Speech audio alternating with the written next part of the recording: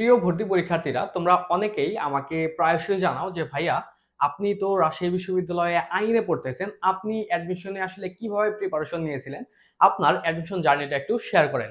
তো আজকে আমি আমার অ্যাডমিশন জার্নিটা তোমাদের সাথে শেয়ার করব যে আমি কিভাবে রাবির আইন ও ভূমি প্রশাসন বিভাগে চান্স পেলাম এবং ভর্তি পরীক্ষায় রাবি ইউনিটে আমার মেরিট পজিশন ছিল 49তম। তো আমি তোমাদের সাথে এই জিনিসটা আজকে শেয়ার করব যে আমার অ্যাডমিশন জার্নিটা আসলে কিরকম ছিল।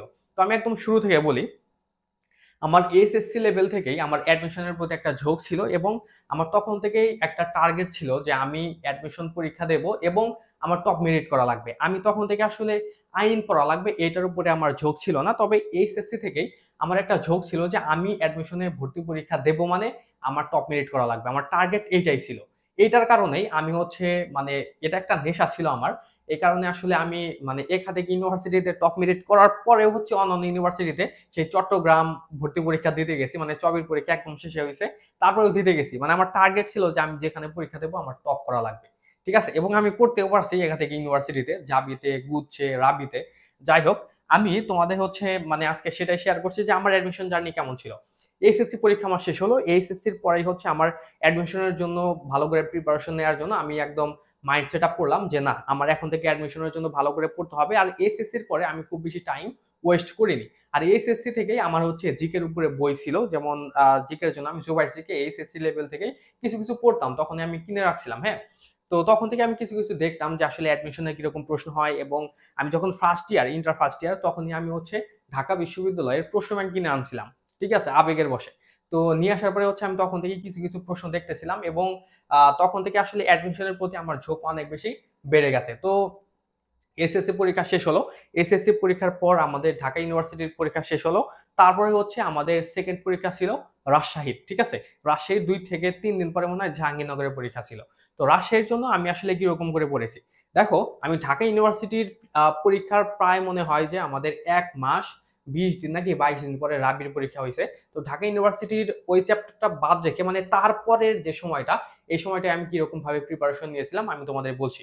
যেমন আমি প্রথমেই, হ্যাঁ, আমি প্রথমেই প্রশ্ন ব্যাংক নিয়েছি রাবির, জয়গুলির প্রশ্ন ব্যাংক নিয়েছিলাম। তোমরা চাইলে অন্য প্রশ্ন ব্যাংকও নিতে পারো, যদি প্রশ্ন ব্যাংকের কথা বলো যে কোনটা নিব। আমি জয়গুলি নিয়েছিলাম, তুমি চাইলে অন্যটাও নিতে পারো। তো আমি প্রশ্ন ব্যাংক নিয়ে আসলে প্রথমত দেখতাম যে আসলে রাবিতে কি টাইপের প্রশ্ন হয়, ঠিক আছে। ওইটার উপরে আমি ভালো করে তীক্ষ্ণ অ্যানালাইসিস করছি, দেখছি যে ওইখান থেকে আমাদের ম্যাথ আইকিউ টাইপের মানে প্রশ্ন করার একটা টেন্ডেন্সি আছে। তারপর মানে তখন থেকেই দেখতাম যে জিওগ্রাফি বা ভূগোল টাইপের প্রশ্ন হয় জিকের মধ্যে। তারপর সাধারণ বিজ্ঞান থেকে প্রশ্ন হয়। তারপর রাবিতে যে 28টা প্রশ্ন হয় বাংলা ইংলিশে, তারপর 24টা হয় জিকেতে। তো বাংলার জন্য আমি দেখতাম যে আমাদের যে টেক্সট বুক থেকে প্রায় ধরতে গেলে 45% প্রশ্ন হয় ওইখান থেকে। আর 10%-এর মতো প্রশ্ন হয় বিরোচন থেকে। তারপর বাকি অংশটা বাংলা ব্যাকরণ থেকে হয়। এটা আমি তখন থেকেই দেখতাম। তারপর ইংলিশের জন্য কম্প্রিহেনশন থেকে প্রশ্ন হয়। তো এগুলো আমি তখন থেকে ভালো করে দেখে তখন থেকেই আমি প্রত্যেকটা টপিকের উপরে আলাদা করে প্রিপারেশন নেওয়া শুরু করেছিলাম যে রাবির যে প্রশ্নের টাইপ, এই প্রশ্নের টাইপটা আসলে কি রকম, এরকম একটা মানে মাইন্ড সেট আপ রেখে কিন্তু আমি সামনের দিকে আগাইছি। এবং আমি যখন রাবিতে পরীক্ষা দেই তখন আমার মানে পরীক্ষা দিয়ে আমি যখন বের হই, মানে আমি তোমাকে একটু ইন্টারাকশন করি, মানে আমার অ্যাডমিশনে পরীক্ষা দিয়ে বের হওয়ার পরে যে অনুভূতি সেটা একটু বলি, তারপর আমার জার্নির মধ্যে আমি আবারও আসতেছি। আমি যখন পরীক্ষা দিয়ে বের হলাম, তার আগে আরেকটা কথা বলি ছোট্ট করে, সেটা মানে আমার একটা মানে অভ্যাস ছিল, সেটা অ্যাডমিশন পরীক্ষা দিয়ে এসে মানে আমার মানে এক ধরনের মানে উত্তেজনা কাজ করতো যে আমি আসলে অ্যাডমিশনে আমি যে পরীক্ষাটা দিলাম আমার আসলে কতগুলা প্রশ্ন সঠিক হয়েছে, আমি কি আদৌ চান্স পাবো কিনা সেটা আমি মানে জানার জন্য আমার একটা ধরো মানে কিউরিসিটি কাজ করতো। এই কারণে আসলে অনেকেই যেটা করে অ্যাডমিশন পরীক্ষা দিয়ে এসে প্রশ্ন মিলায় না, জাস্ট রেজাল্টের অপেক্ষায় থাকে। আমি আসলে ওইটা করিনি, আমি পরীক্ষা দিয়ে এসে বিভিন্ন সোর্স থেকে রাইট অ্যান্সার গুলো বের করে আমি আসলে দেখতাম যে আমার আসলে কত নাম্বার আসে।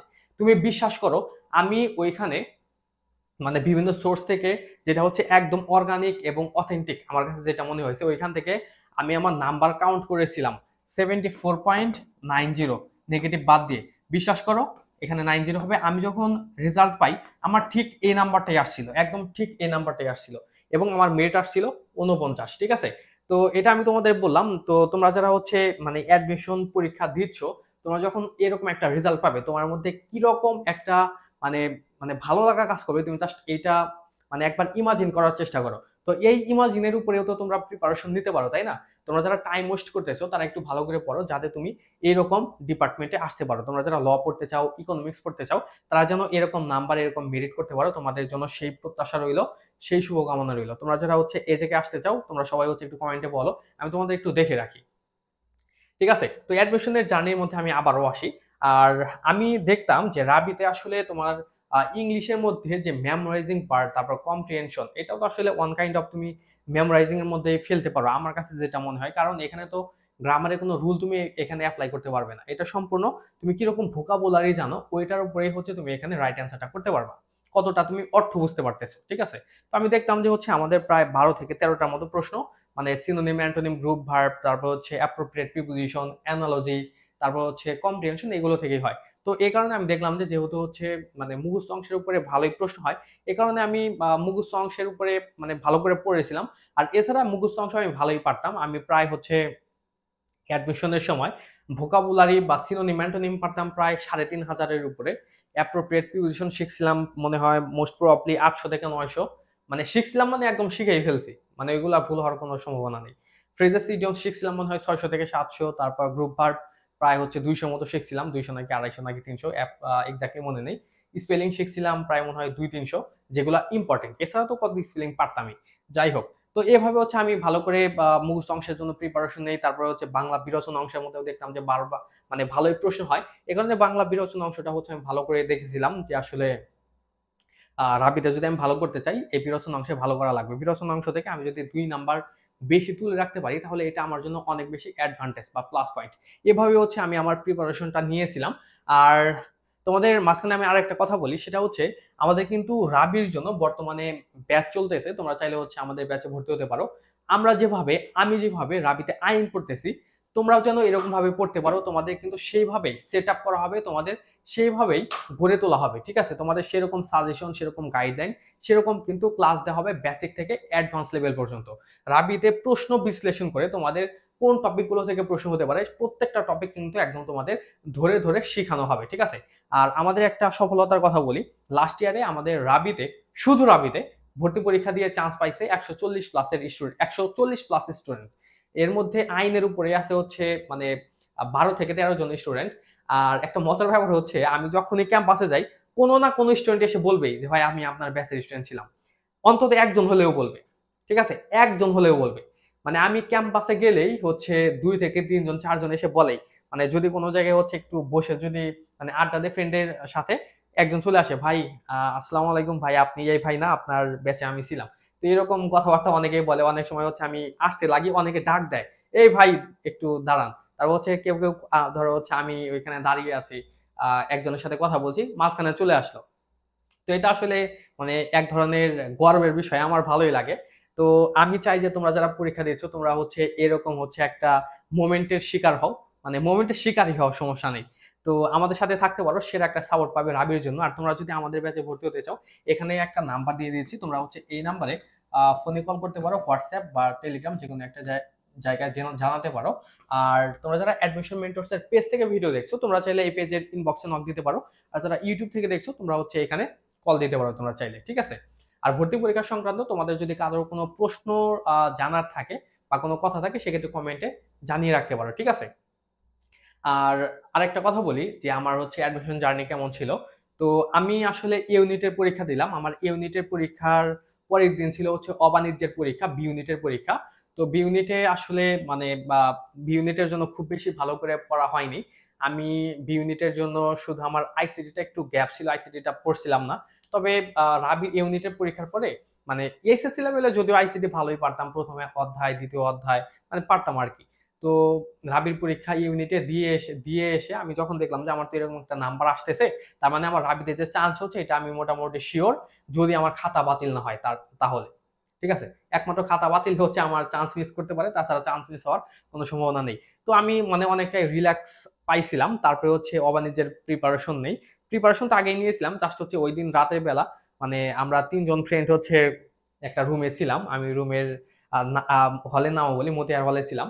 তো ওইখানে আসলে রাতের বেলা আমরা অনেক আড্ডাও দিছি, আবার মাঝ রাত পর্যন্ত হচ্ছে আমরা মানে মানে আস্তে আস্তে বলছি যে না, এখন হচ্ছে পড়াশোনার দিকে মানে আগানো লাগবে, কালকে পরীক্ষা পড়ি। তো তখন হচ্ছে আইসিটি অনেকটাই পড়ছিলাম, মানে ওই রাতে শুধু আইসিটিই পড়ছিলাম। তো যখন হচ্ছে অবাণিজ্যের পরীক্ষা দেই, অবাণিজ্যতেও বিশ্বাস করো, অবাণিজ্যতেও হচ্ছে আমার এত ভালো পরীক্ষা হয়েছিল, আমি আসলে সেটা নিজেও বিশ্বাস করতে পারিনি। তো অবাণিজ্যেও আমার হচ্ছে মেরিট আসছিল 36। তো যাই হোক, আমি আসলে রাবির জন্য এভাবেই পড়েছিলাম। আসলে আমার সত্যি কথা বলতে প্রথম থেকেই অ্যাডমিশনের উপরে খুব ভালো প্রিপারেশন ছিল, তো এই কারণে আসলে প্রত্যেকটা জায়গায় আমার পরীক্ষা অনেক ভালো হয়েছে এবং ভালো মেরিট নিয়েই কিন্তু চান্স মানে পাইতে পেরেছি। হ্যাঁ, তো এখন বিষয় হলো যে মানে আমার ওভারঅল সকল বিষয়ের উপরে, তুমি বাংলা বলো, জিকে বলো আর ইংলিশ বলো, প্রত্যেকটা টপিকের উপর আমার অনেক ভালো মানে ইন ডেপথ নলেজ আছে, যেহেতু অ্যাডমিশন আমি খুব মানে ডিটেলসে পড়েছিলাম এবং গভীরভাবে পড়েছিলাম। তো এই কারণে আসলে আমার ভালোই মানে এই বিষয়ে ধারণা আছে। তুমি আমাকে যে কোনো প্রশ্ন করতে পারো, যে কোনো সাবজেক্ট সম্পর্কে তোমার যদি কোনো কিছু জানা থাকে কমেন্টে, ঠিক আছে? আর আমাদের ব্যাচে চাইলে আসতে পারো, আমাদের ব্যাচ থেকে অবশ্যই তুমি সেরা একটা সাপোর্ট পাবে রাবি ভর্তি পরীক্ষার জন্য। তো সবাই ভালো থেকো, আজকে আমাদের আলোচনা এই পর্যন্তই ছিল। সবার জন্য বেস্ট অফ লাক, বাই।